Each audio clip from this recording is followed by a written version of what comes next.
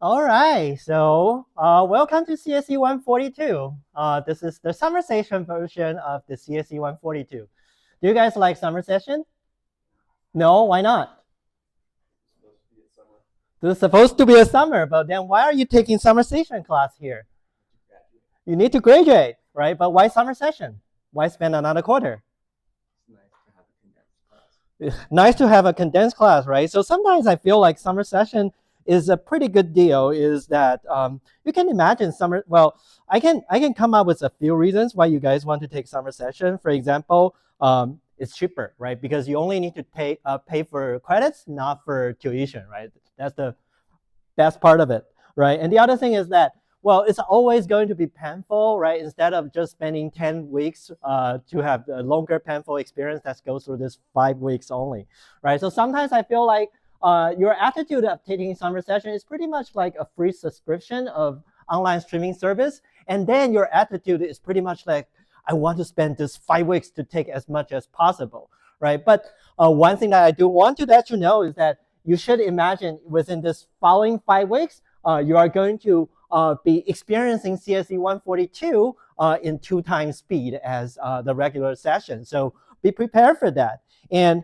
I'm the one who is going to play the summer session class with you. My name is Hong Wei. I am currently full-time professor in UC Riverside, but I also teach here almost every summer because I love San Diego, and I graduated from UC San Diego, and I have been teaching summer sessions since 2012, and I cannot imagine a summer without having students like you in summer session. So I'm pretty experienced in summer session, and you know, like I also worked for Google in the past, so and I was part of the team for the TensorFlow Lite, so know a lot of stuff, and I can tell you a lot of stuff and how we correlate our lectures or say the materials that you are going to learn with the real world experience. And that's why we also have the lab class, because it will help you to connect the course material together. And outside of outside of teaching, I'm also doing research, and my research interest is basically using AI ML accelerators for a lot of other workloads that you can ever that's not AI ML, and or anything that is interesting. So for example, we recently have done something on ray tracing accelerators, so which is another type of accelerator. Some fun fact about me, I was once considering a career path as a singer like this, but you know, I'm here, so it's not a successful trial. But one thing that I want to let you know is that if you ever have a dream in your life, you should pursue it. And even though it fails, right, at the end, you will know, okay, I'm done with it, and now I'm ready to move on, right? So, I'm also a big fan of animation. So if you have one that you like, you also let me know. All right. So, I want to hear what's your so that's about me, and now I want to hear what's your interest about computer science in general. So, if you have a device like a mobile phone or a computer, would you mind to use the URL above or the QR code and answer this question real quick?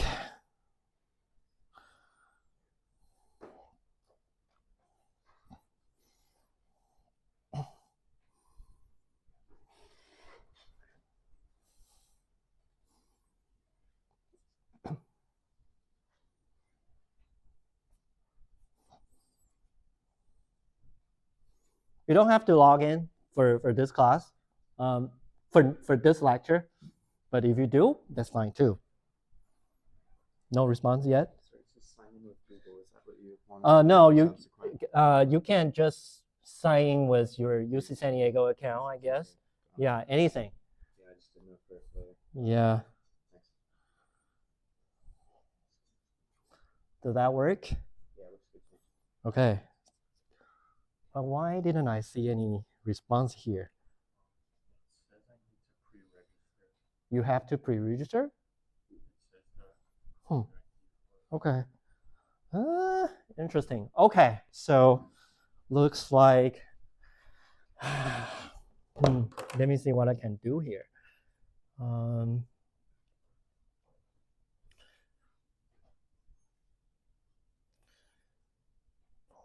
Everywhere.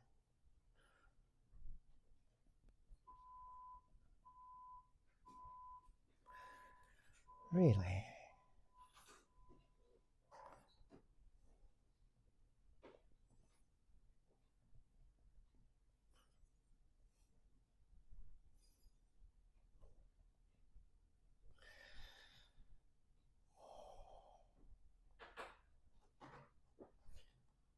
Okay, let me see. Still not working?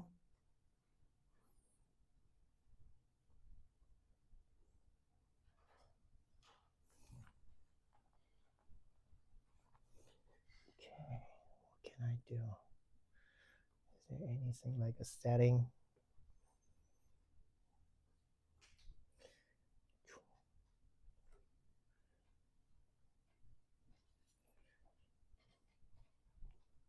Okay, can you guys try now?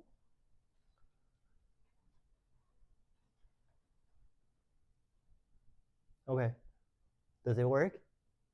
You guys don't see your response on the screen?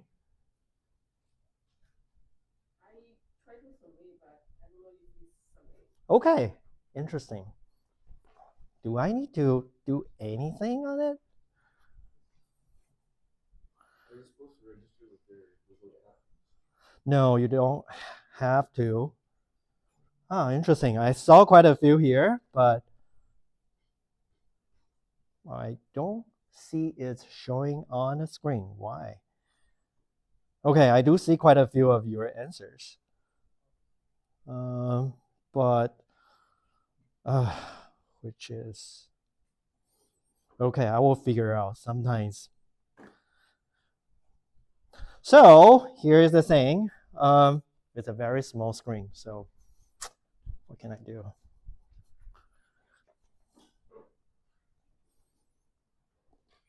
Wait. Okay, so I saw 13 of you answered, and algorithm, machine learning, algorithm, AI, graphics. Okay, nobody talks about computer architecture, as I expected. And why are you taking this class? Oh, wait, why are you taking these classes? You know what? I think I pulled the wrong question. But now, why are you taking these classes? If you don't mind, can you put your answer in?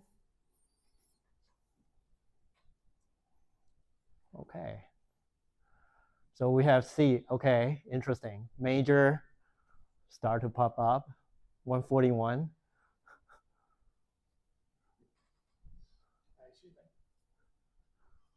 What?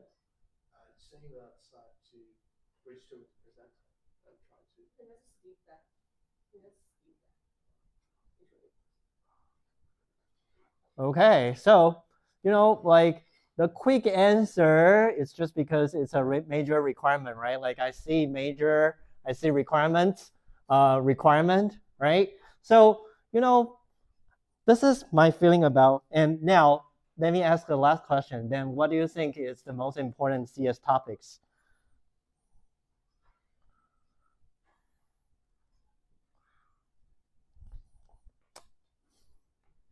Okay, algorithms, data structures, systems, operating systems.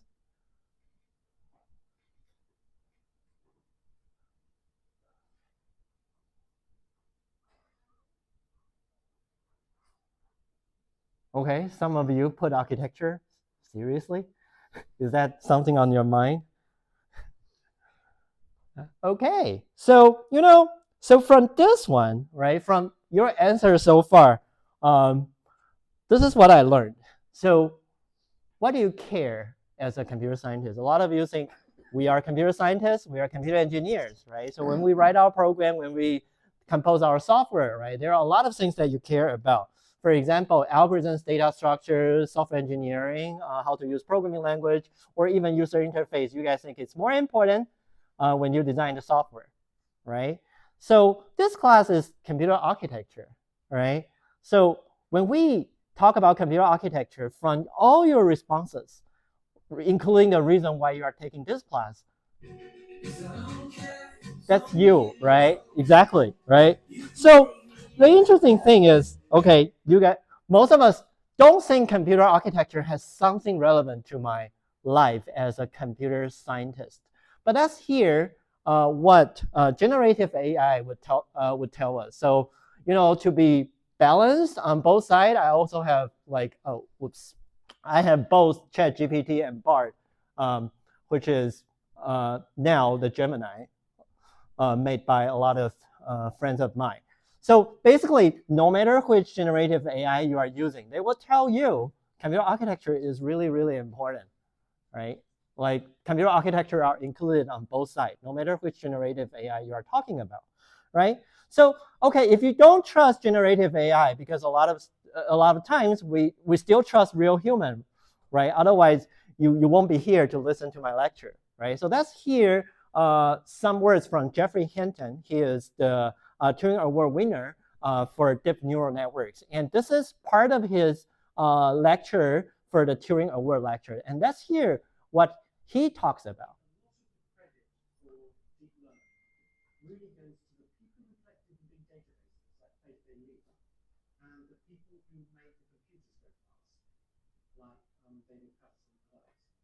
Okay, so he mentioned one name, David Patterson. So how many of you have reviewed the course website before coming here? How many of you noticed the name David Patterson? Where is it? It's a textbook, right? So as what Jeffrey Hinton just mentioned, right?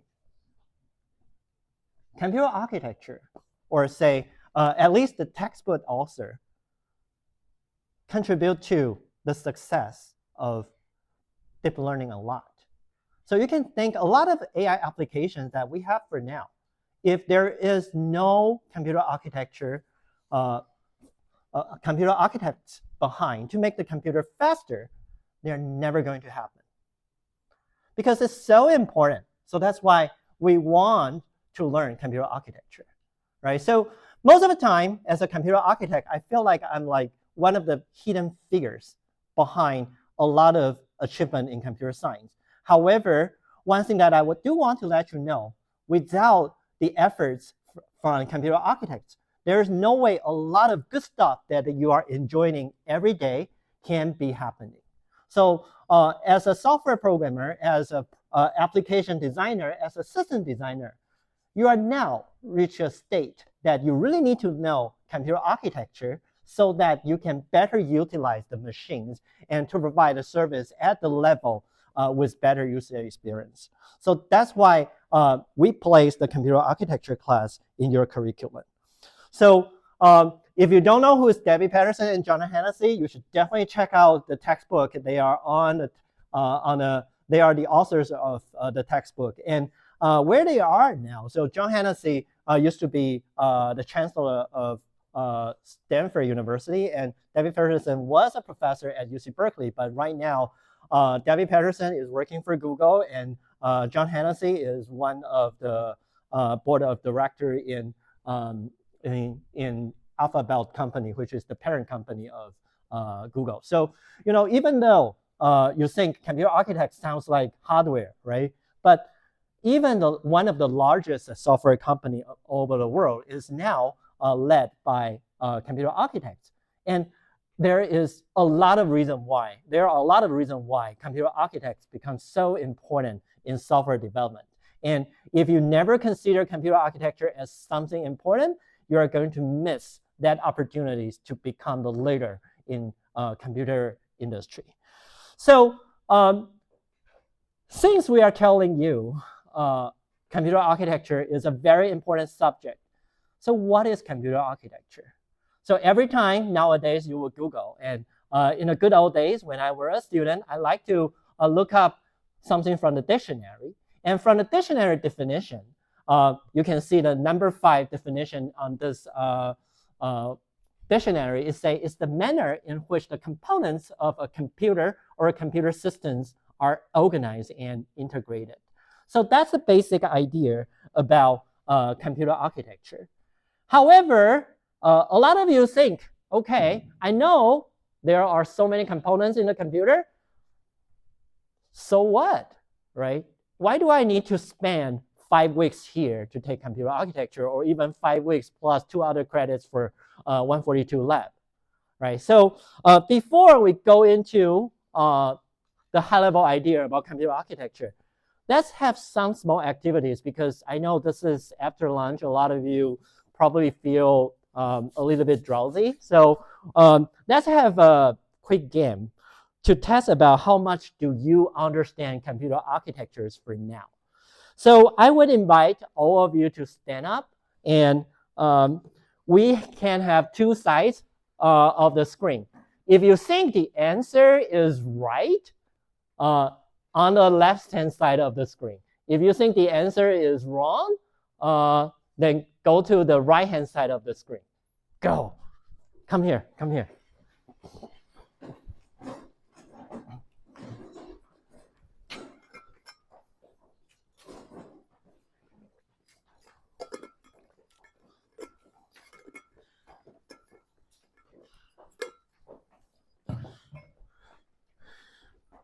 Come on, this is summer. Happier, happier, be happier. Okay, so are you sure?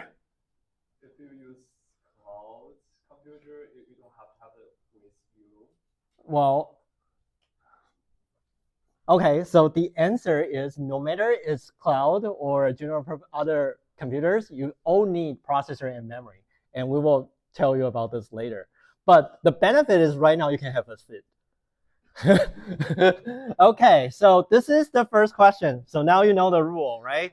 So, okay, so if you pass all the 10 questions, I will give you a $20 gift card. Okay, so now the next question, Moore's law is currently discontinued.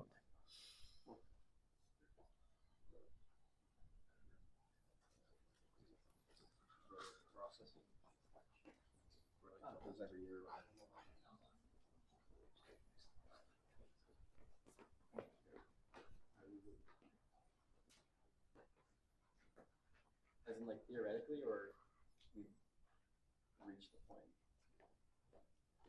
The question is Moore's law is currently discontinued. What do you think?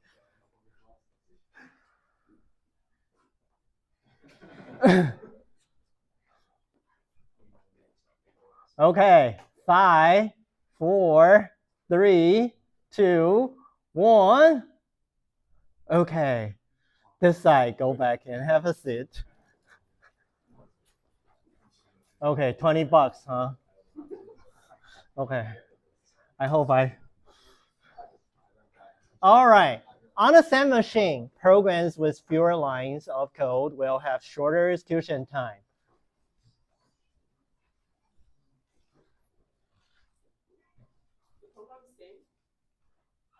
On a SAM machine, programs with fewer lines of code will have shorter execution time.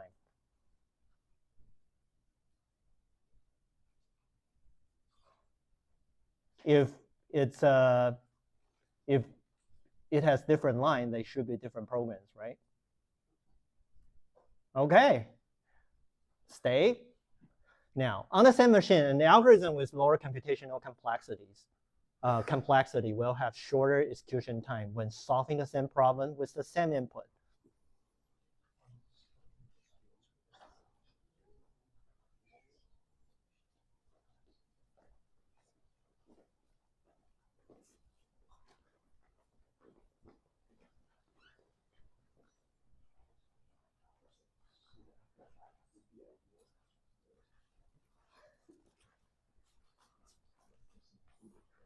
Five, four, three, two, one. Yeah. Okay, it's a little bit surprising that, like this is just the fourth question. I actually have 6 more, right? So now you all know there are still quite a lot that you have to learn regarding computer architecture, right? So stay until the end of the summer session. All right, and there are many other questions like on the same machine, algorithm implementation with the same computational complexity will have similar execution time when solving a problem with the same input. Bitwise operations are not really efficient. Complexity is less important. Correct. Okay, the smaller size of the transistor, smaller power consumption of it? No. Most recent GPU can match the demand of AI/ML? No. GPUs are going to replace CPUs? No. Okay. So those are the questions that you will get an answer throughout this 5 weeks. Sounds like a good deal. Does that set the expectation for you to what you will learn? Okay, so the first question, right? So the reason why I want to have this question is because a lot of us think as a software programmer, the most important things is just about data structures and an algorithm. And then we are good. We'll become good programmers. But in fact, if you only know these 2 things, it will be a disaster. Because they are not good enough to write performance programs. And now I'm going to show you a few demos regarding that. So first of all right, you guys are so good at algorithm, right? What's the best sorting algorithm in terms of complexity? What's the complexity of a generally good sorting algorithm? Sorting algorithm? And log n, right? So for the second part of this code, which is a for loop, what do you think the complexity of it?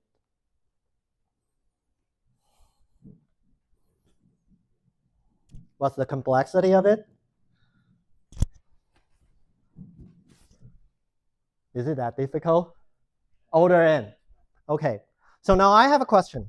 So this is log n, this is order n, right?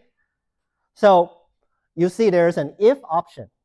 So right now, if the if option is 1, what's the complexity of this piece of code?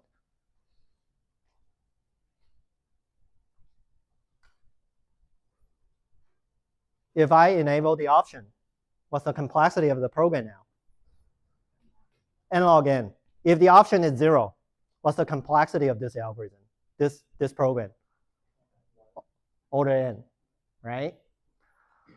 So here's the thing. Option is 1, n log n. Option is 0, order n. And also, if option is 0, you can consider it's the case we are solving the same problem. but with fewer lines of code. Agree?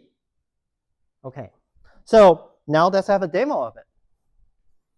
So this is the code. Hello, where's my cursor? Okay, here we go. Wait.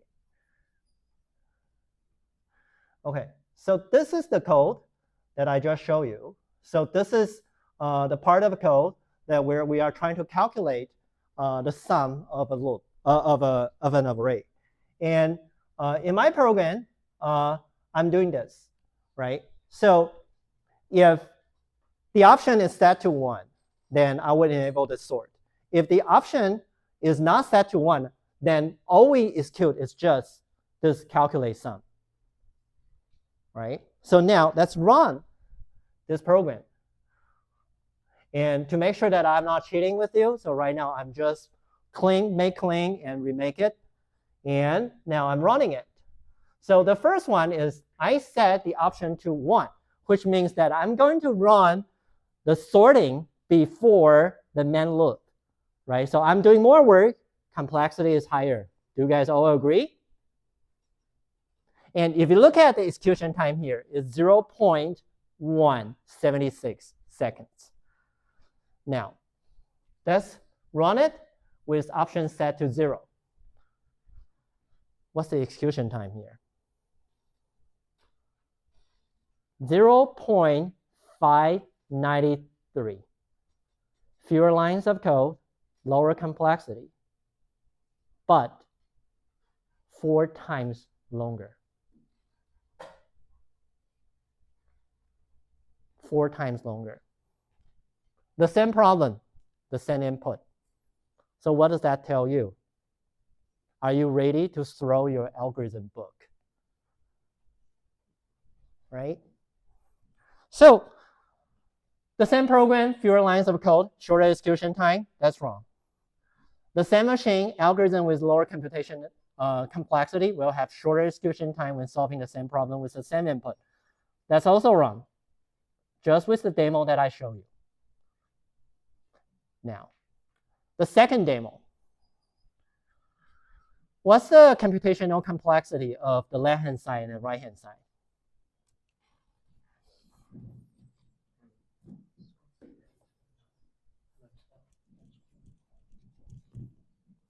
What's their computational complexity? For the left side, it's, I think, n squared. N squared. How about the right-hand side?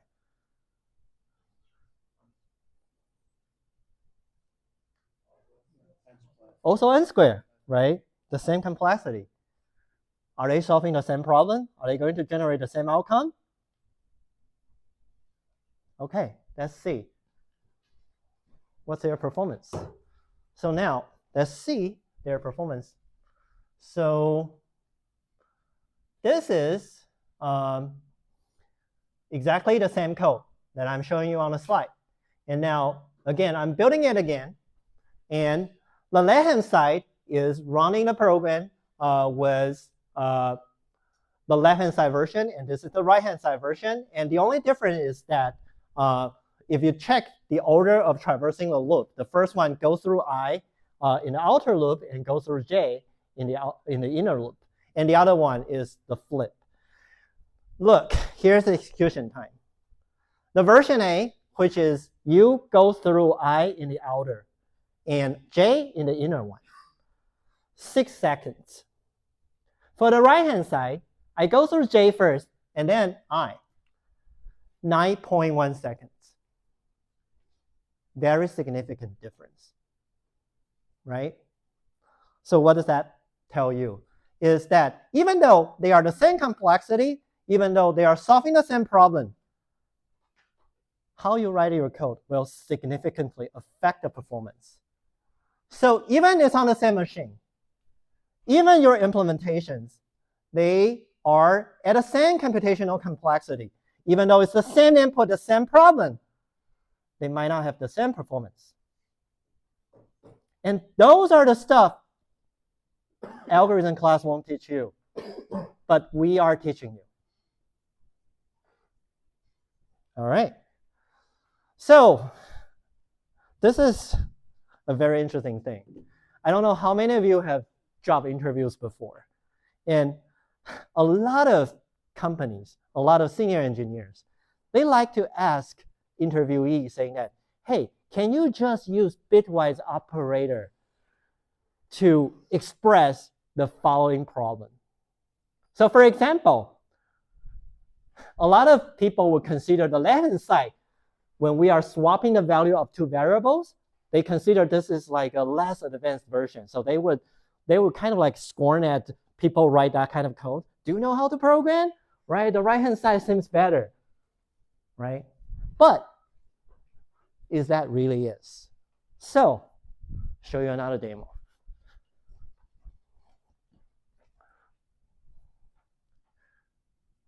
Okay, so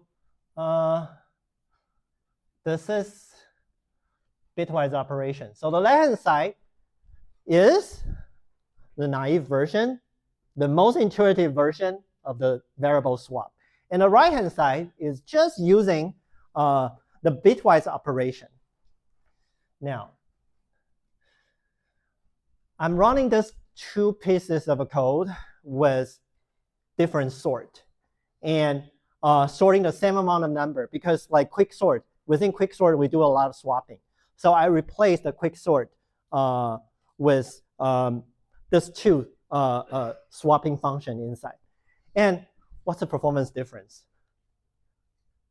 Nothing different. It's not different at all, right? So there's no point of writing this kind of difficult to understand code, because there's no difference in their performance. And sometimes the left-hand side will be better.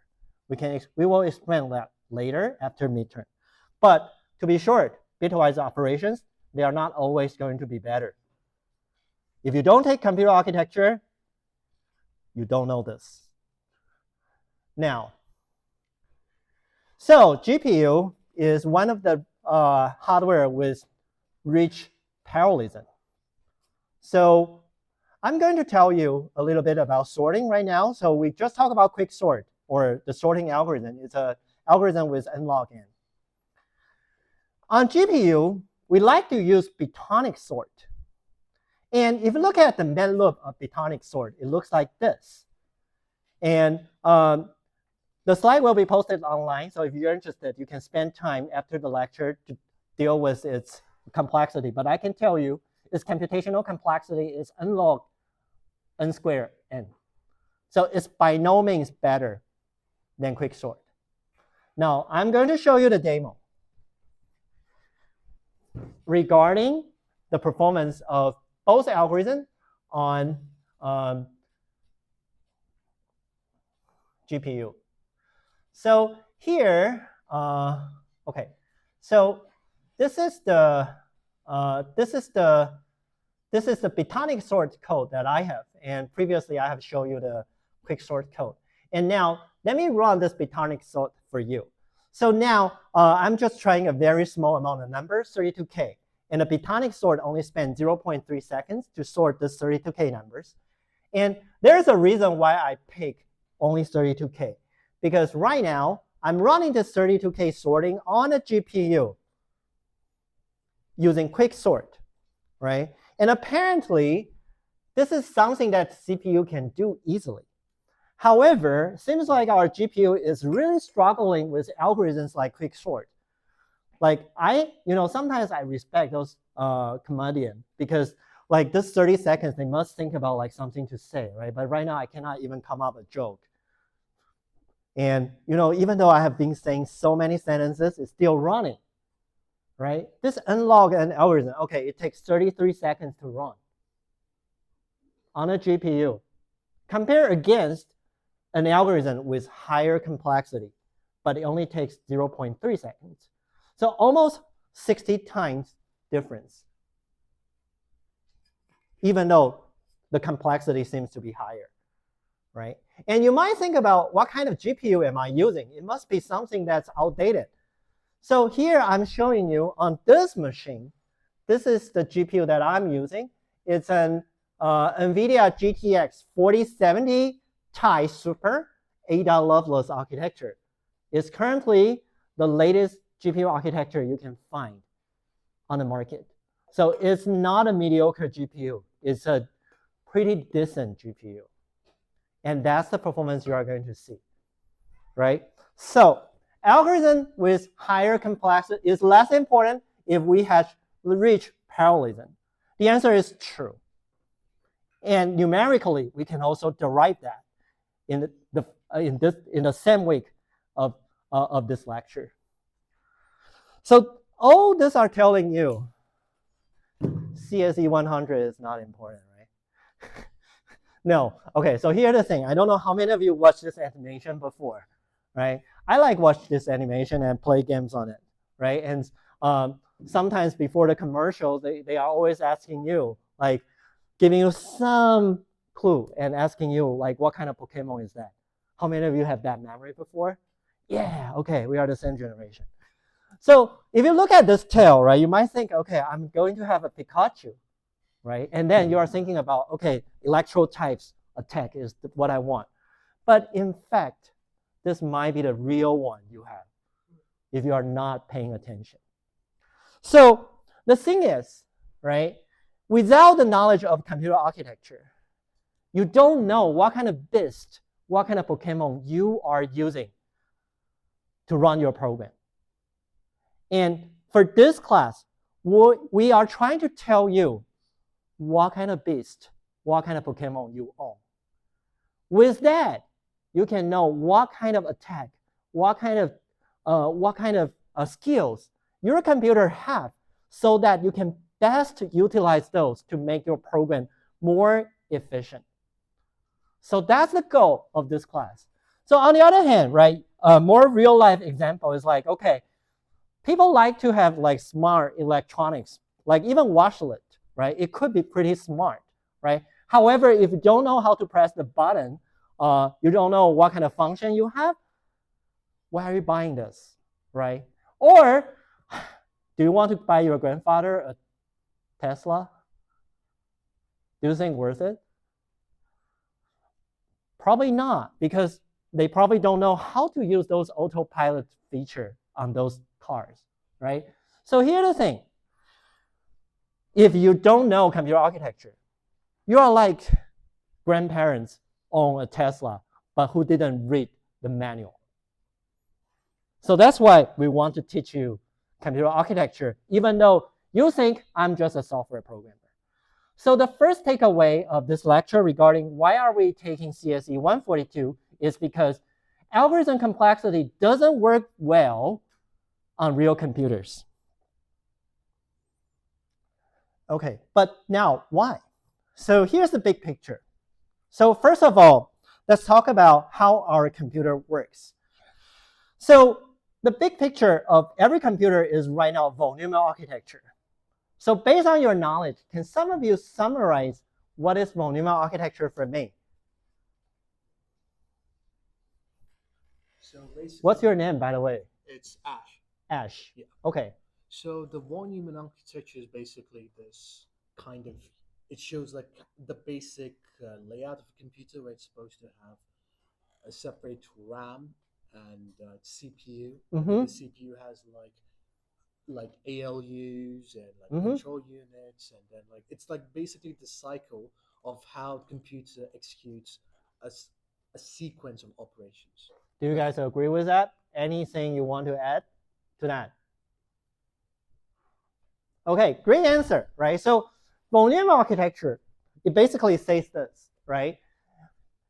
A reprogrammer, if we want to have a computer that is reprogrammable, here are the basic components that we need.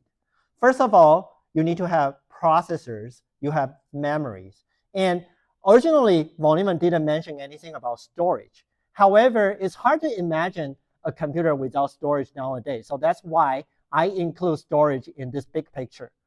So what happened is that when you write your program, we typically would compile the program, or you use the language runtime to translate the programmer readable program into machine instructions and data that are encoded in binary.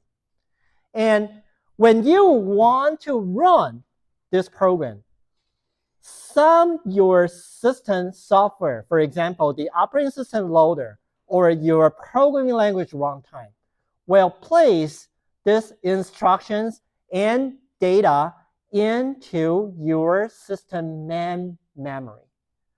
So when you run your program, both instructions and data are presented in your memory. So that's the first part of volume architecture. Everything is in the memory first.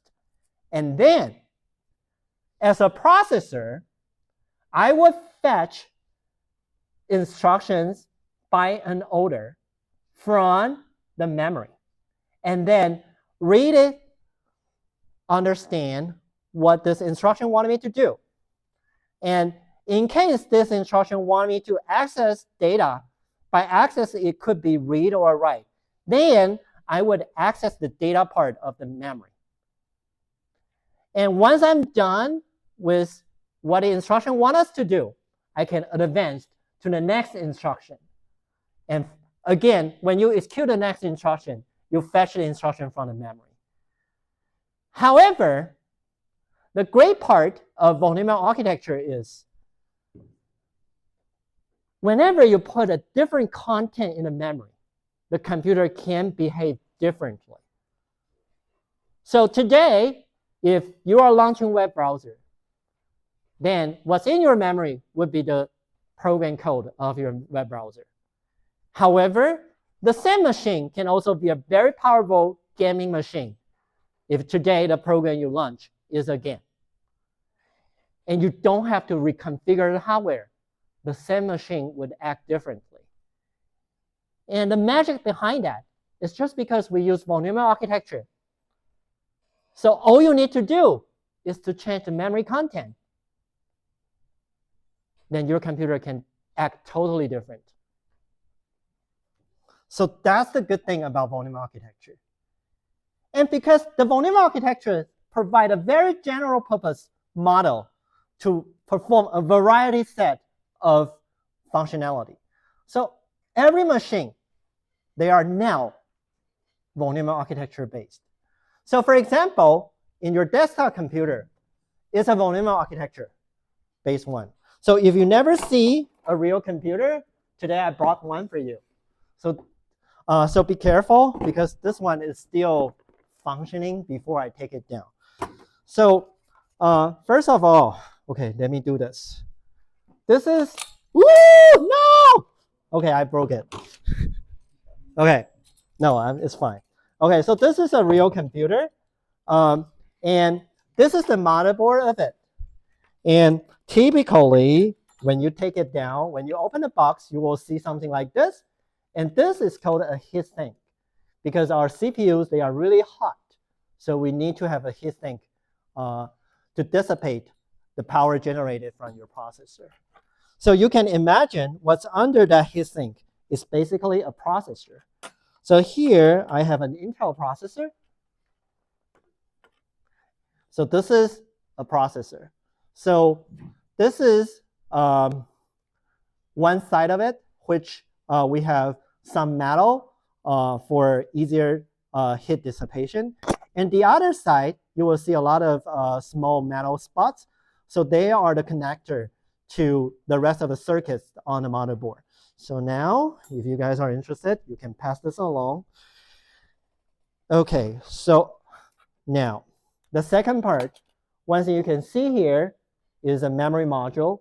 And typically, you can put multiple modules on your motherboard. But today, I only brought one because they are still usable. So I don't want to miss them.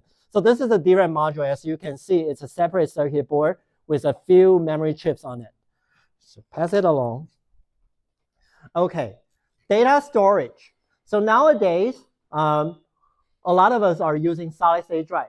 So on this motherboard, we also have a connector. Like here is the M.2 connector. And with it, you can see there is a solid-state drive here. It's pretty small one. And some of you might have older-fashioned solid-state drive. It looks like this. So if you never see what a solid-state drive looks like, pass it along. Okay, these days, if you want to buy stock, a lot of people will consider NVIDIA because they sell GPUs. right? So this is an NVIDIA GPU that has actually been burned by me. So you can see there is some kind of like burning here. So I forgot to take it down, but basically you can see for this graphics card, it's still similar to a motherboard in a way that these guys, they are the memory chips. So they are like GDDR memory chips. And here, I didn't take it down, but there is indeed a graphic card chip. I will try to take it down tonight. And if I remember doing that, I will show you tomorrow. And this is the motherboard. So that's everything in your computer. And as you can see, like a desktop computer, you do have, so this is the box, pass it along, and for who is the last, put everything together. So like for a desktop computer, you have processor, you have memory, you also have storage and other peripherals. Okay, so some of you mentioned that cloud server doesn't have processor memory, and that's not wrong. That's not true, right? So this is like data center cloud server. And previous years, I also bought a few, which I kind of like regretted because they are really expensive. However, if you look at the motherboard of a cloud server, it's pretty much like this. It's still the same as your desktop computer, except on the same motherboard, now we have multiple CPU sockets. We have a lot more DRAM space, and potentially some of the peripherals for more GPUs. So that's a cloud server. Still consists of CPUs and memory. Okay, a lot of us only have laptop like me, right? But even the latest generation of MacBook, you still have a 3D stacked processor plus GPU and memory on the same chip. And besides that, you will see solid-state drive, Wi-Fi modules, and I/O connectors. But still, although it's combined into a single chip, you still have processor and memory in your computer. iPhone 15 Pro, the one that I have, still have a 3D stacked processor, GPU, and memory, and flash as the storage, also a lot of codec, power management ICs. PlayStation 5, how many of you have this? Okay, so for PlayStation 5, right, you still can see processor, GPU, and DRAM and solid-state drive, right? So processor memory are everywhere, even PlayStation. And if you think, okay, that's high-profile console, right? Let's take a look at Switch, right? For Switch, there's still processor, GPU, memory, and storage, right? Okay, even for cars, right? Tesla Model 3, right? This is the main circuit board of Tesla Model 3. You can see a Tesla chip in there, and DRAM nearby the chip, and solid-state drive and I/O connectors. So Tesla is still a volume computer. So do you agree that processor and memories are everywhere? For ECE course, we use ESP series a lot, and do they consider as a modern computer? So you mean like DSPs? No, like ESP32. Well, I think that still have the server itself still have those components. Yeah. Right? So it's still a volume computer. And even though you are connecting it through a terminal, right? The terminal you are using still a volume computer, right? Yeah. Okay. All right. So processor and memory modules, they are everywhere, right? And I have give you some physical versions of it. So now you should have more idea about who they are. So basically, processor and memory, they are essential for most modern general purpose computers. That's true. All right. So now, how do we use our processors?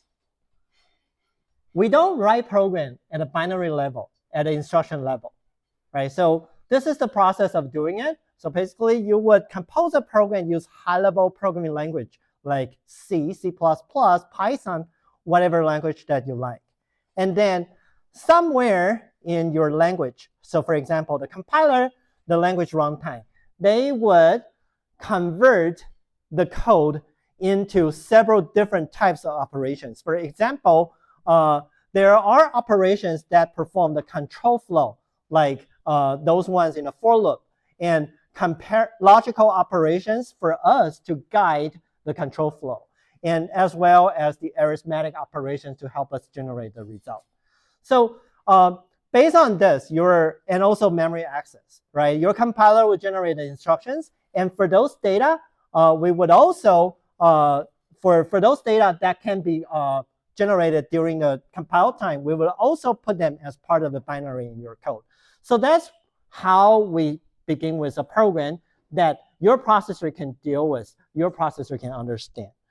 So with that, your microprocessor is basically a collection of functional units that would allow us to perform logical operations, simple arithmetic operations, complex arithmetic operations, branch operations, and memory operations. And instruction set architecture, for example, those assembly language instructions, they are just the abstraction to your processor. And by using these instructions, you don't have to really know what a processor is indeed doing. So it's pretty much like you can consider the instruction set architecture is pretty much like the joystick of your game console in a way that no matter what type of Pokemon you have, we just abstract the features of Pokemon into 4 simple keys, right? So the same thing as processors instruction set architecture abstraction is no matter how Intel or AMD implements those arithmetic logical operations, all you need to do is to compile your program into those instructions they support, and then we are done. So that's the concept of your processor. So it seems like this model should work really well, right? Reconfigure the content in memory. Computer can be really powerful. The processor, I don't need to worry about. I just need to write high-level language, and things will be happening.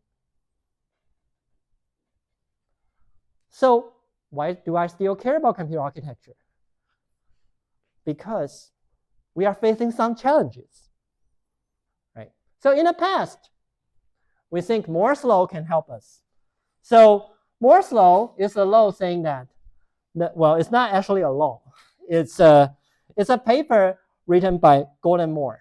It says the transistors we can build in a fixed area of silicon doubles every 12 to 24 months. So it's based on Gordon Moore's paper in 1965. And I know this is an era that people just watch TikTok, so I will try to go through this paper within 20 seconds. So this paper is actually talking about, first, in integrated circuits, they are increasingly popular. And they are going to be real established because we have a lot of researchers contributed to it. And they are very reliable, less likely to be faulty.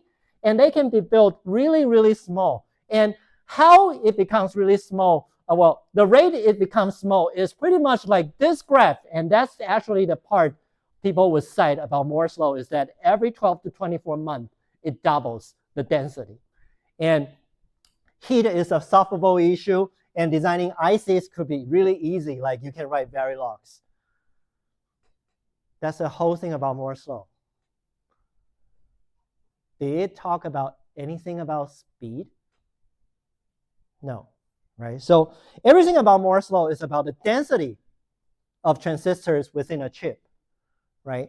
So if you just look at the density of the chip, here is the real data that I gather from all the commercialized chips around the world.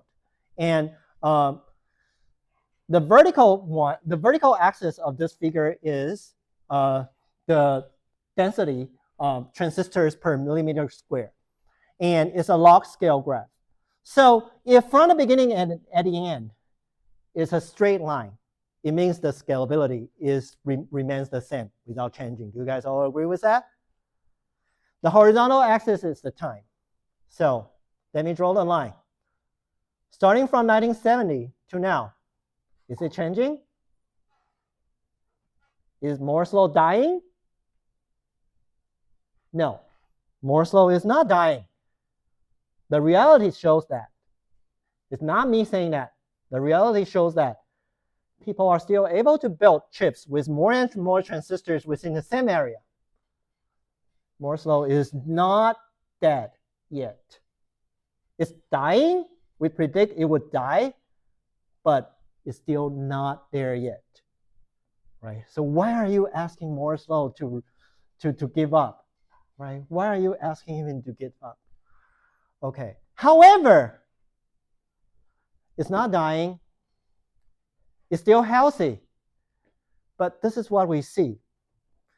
If you check the CPU performance in the past 10 years, it's only improved by 4.15 times. And here is the growth of Moore's law within the same period of time. So even though Moore's law continues, we cannot leverage Moore's law to make our processor faster and faster. That's the problem. The problem is not about Moore's law. The problem is that even though Moore's law continues, we have trouble leveraging that, right? So your processors are not getting faster. So that's the challenging we are facing. So let's hear from what John Hennessy is saying about this. So the first thing to tell him is, guys, we've been giving you a free ride for 30 years while you write your crummy software and we made it faster. Right? That's over. Okay, so here's the thing. Moore's law continues, however, processors are not getting any faster. So if you want your performance to be faster, you cannot rely on simply computer architects to make it faster. As programmers, we have to wake up. We have to do our work. And here's the reason why processors are not getting any faster. Because the per transistor power consumption is not going down. And if we keep frequency up, your processors and your transistors, then turns out that your processor is going to be really, really hot. It will be really, really hot, right? So, and the power consumption per transistor is not getting any better with the advance of process technology. That's the main problem. So you can consider the case. Right now, you are able to put two times more transistors within the same area. But each transistor, they are as hot as the bigger ones. So you are going to get twice of the power consumption within the same area. And you have to figure out how to dissipate it. Water cooling, how many of you have it? Okay, some of you having it, but I'm not going to have it, right? It's too much for me, right? So if you look at the power consumption per transistor, the TSMC process technology, they say it's going to be smaller than the Intel ones. Sure, but look at the per transistor power consumption, 5.77 watt. It's even worse than Intel's process technology was 2 generations ago. Right, so even with more advanced generation, it doesn't help us to deal with the power consumption problem. So that's why we cannot make the processor faster. Question? Well, I was about the size of transistors. I know there have been single atom transistors made, but not in any scale production yet, right? Yes, because the material is really hard. There is one of the biggest debates regarding Moore's law. Mm-hmm. Moore's law, will it keep on going for infinite long time? Mm-hmm. Or have we not reached or there's some point where we're going to reach the curve where things start to flatten? So in this debate, which side are you on the place where it flattens? So, okay, so I think I kind of stated that, right? So Moore's law is dying, but not that yet. It's not there yet. So we haven't reached the limitation of Moore's law in scaling down the size of transistors. However, what does scaling down a transistor buys you now? Nothing, right? So it's meaningless to debate if Moore's law is dying or not because it doesn't matter anymore. That's my opinion on it. Okay. Is that okay for you? Okay, so we are facing this, right? So where should we head to? The future is parallel. Single cores are not getting any better. Okay, so this is what David Patterson said, right? The future is about parallel. So indeed, nowadays, if you think about those companies, those very popular hardware companies, here's what they produce, right? They produce multiple core processors, like 30-core processors, or they produce hardware accelerators, like NVIDIA produce GPUs with thousands of processing cores, or Google's tensor processing units, which we try to perform multiple matrix operations at the same time.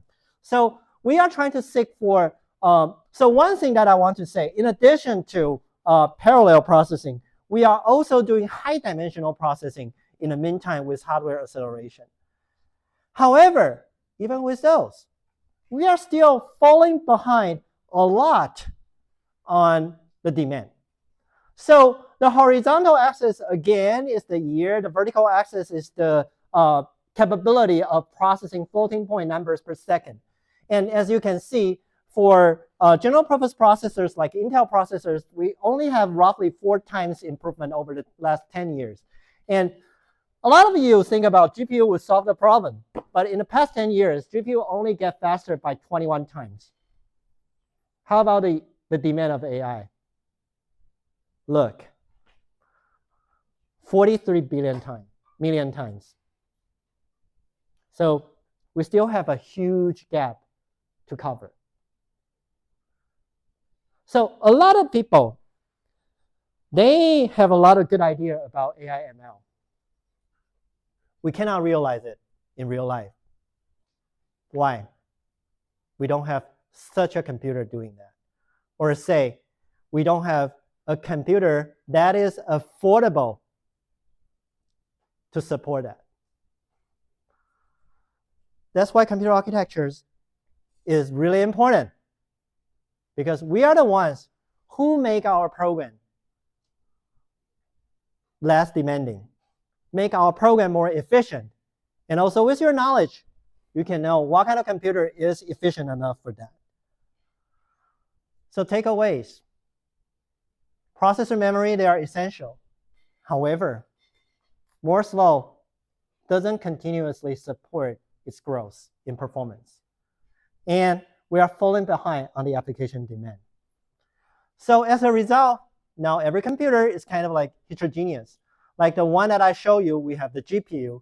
However, in data center computers, in addition to the processor and memory, we also have FPGA accelerators or TPUs that would help spatialize application workloads. So you might think, doesn't that solve the problem? The answer is no. Because if you think about, everything is still centralized as an extension of von-Neumann architecture. Whenever we talk about data, whenever we have to deal with data, it's still centralized by the memory. However, the memory is also bottlenecked by the Moore's law scaling. So it's not getting any faster. So even though you have hardware accelerators, as long as you rely on memory, there is a limitation of your processing power.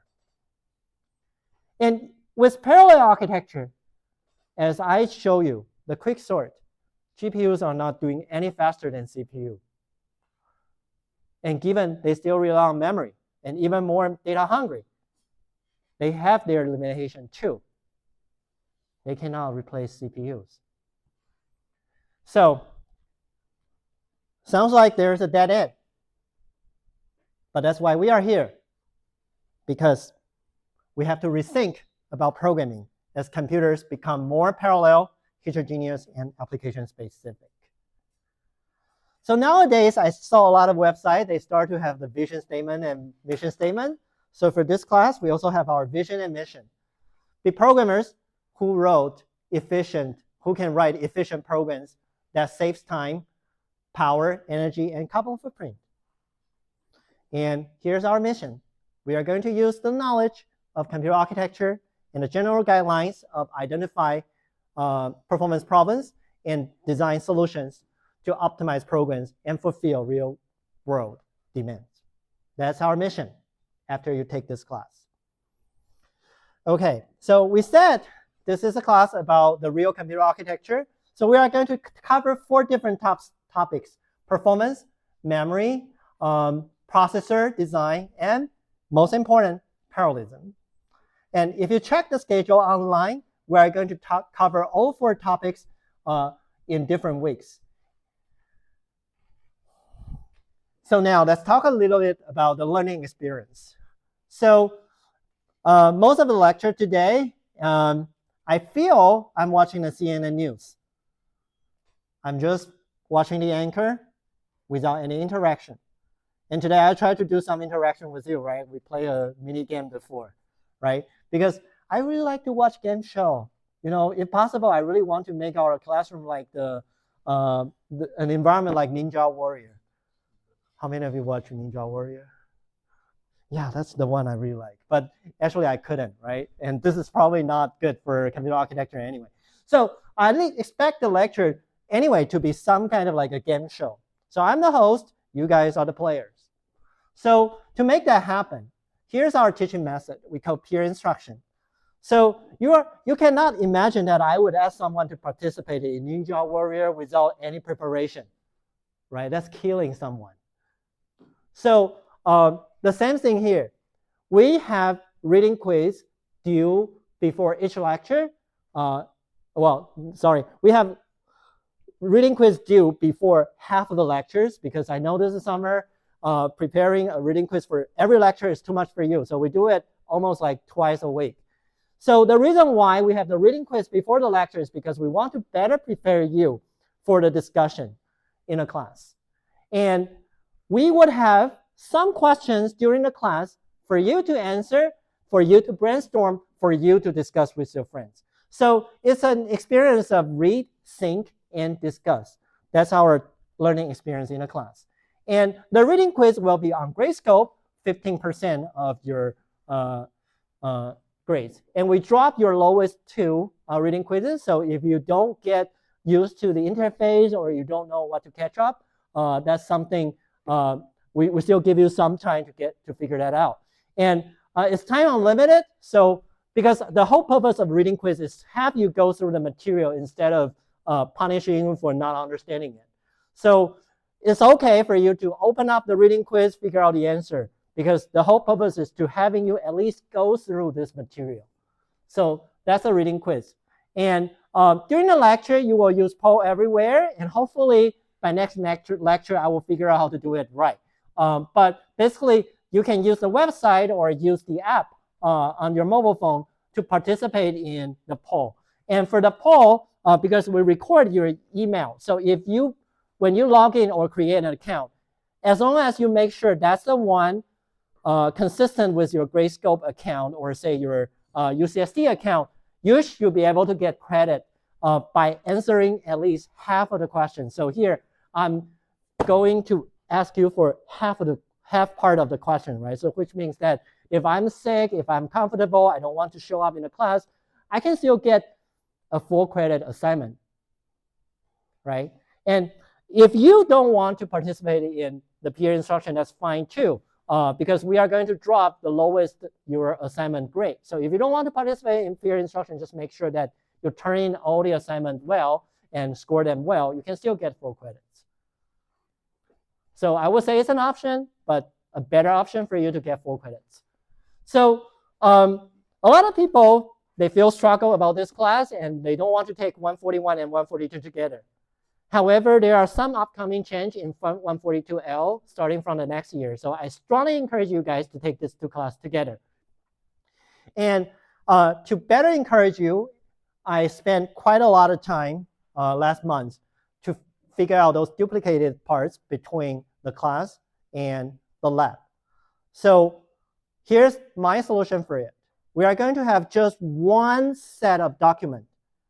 And if you are taking 142, then just answer this part of the question.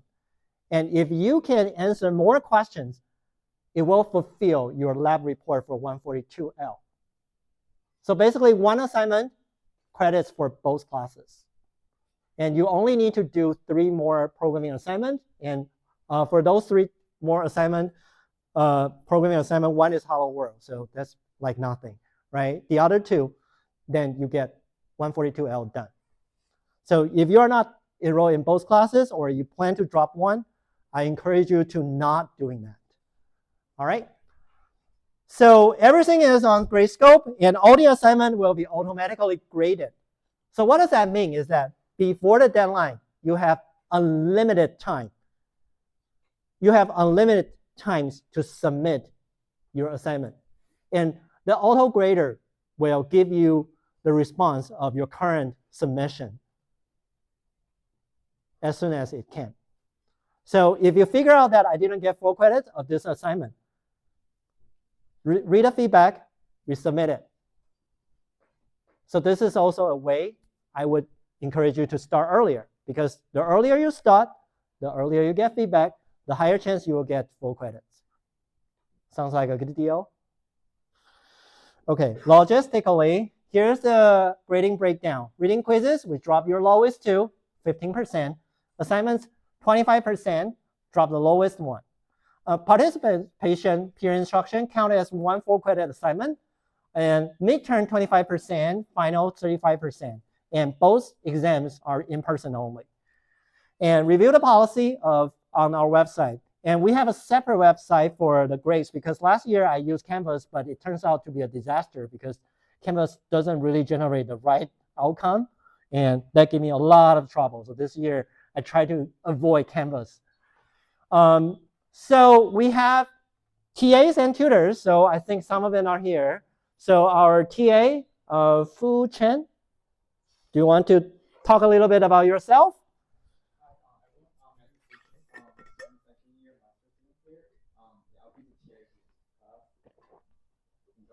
When is your office hour?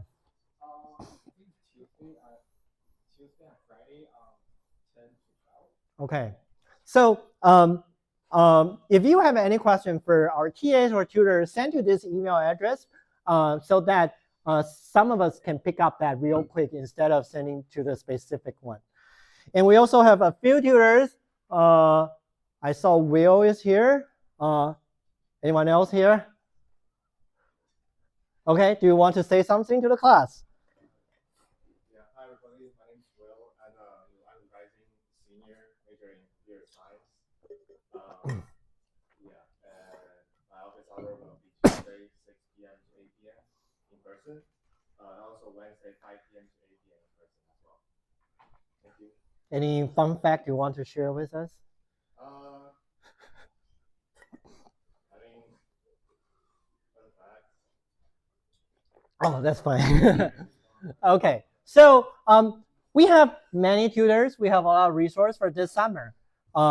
So if you really want to know when can you look for help, we have a calendar. As you can see, the coverage is pretty full. So almost every day between 9 to 5 or even 8, you can find people to help you, right? However, a lot of people in the past would ask me to give like weekend hours, but nowadays we cannot really ask people to do that because TAs and tutors, they are under contract, under unionized now. So it's illegal. If they want to do it for you, that's out of the record. But I cannot ask them to do that. So please respect that. It's not about me don't want to provide that service. And to be honest, I currently host the latest office hour here on Thursday, right? So I'm trying to help you, but also be respectful for other people's schedule. I know it's summer. I know you want to get help eagerly. However, if possible, please schedule your time for that, all right? So we do have discussion session. It will be held at the same room here by our lovely TA. And the discussion session will cover the hints for your assignment, so highly recommended. And I won't be there, so don't worry about asking any kind of question you don't want to let me know. So so the website is basically the portal of this class. It has link to the calendar, it has link to the schedule.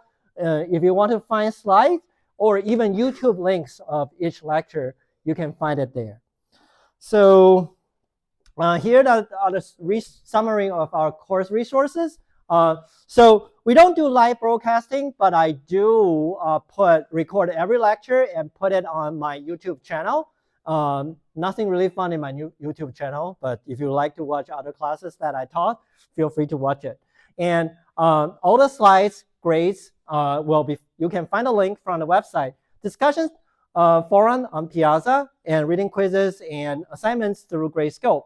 And you will have to turn in your assignments on Data Hub, our own Data Hub. And there is a video that you can watch, and you can find a link to that video from our website to see how you can start an assignment for this class. Well, I know you know this very well, so I don't want to spend time on it. Don't cheat. That's the basic thing. Frequently asked questions. So do I need to attend every lecture? We never require you to attend lecture, but you are strongly encouraged, right? And in fact, I did some stats last year. So last year we have a group of students online, a group of students in person, but apparently students in person has better performance, even though there's not really difference between the midterm and the final exam. And do we podcast the class online? We don't do live broadcast, but you can find all the lectures on YouTube. All exams in person, yes. How well I know my assignment grade? A few minutes after your submission. So everything is automatically graded. So because everything automatically graded won't have a regrading option, but you can resubmit. And we will give you the feedback so you can get hints regarding where I get wrong. And how many times can I submit my assignment? As many times as you want, as long as it's before the deadline, okay? Do I need to take CSE142 altogether? Again, there's nothing that I can force you to do, but you are strongly encouraged you to do, right? And do we have a Canvas page? We don't use Canvas because the last year I suffered from it a lot. And I cannot log into the Data Hub.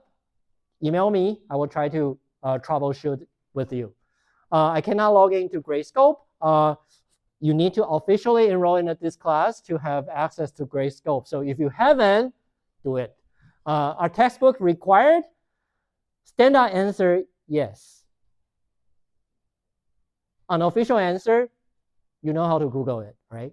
Do we have Zoom office hours? Yes, you can find some of them on the Google Calendar. What if I need help during the weekend? Unfortunately, as I said, there is a contract limitation, so don't assume that. Okay?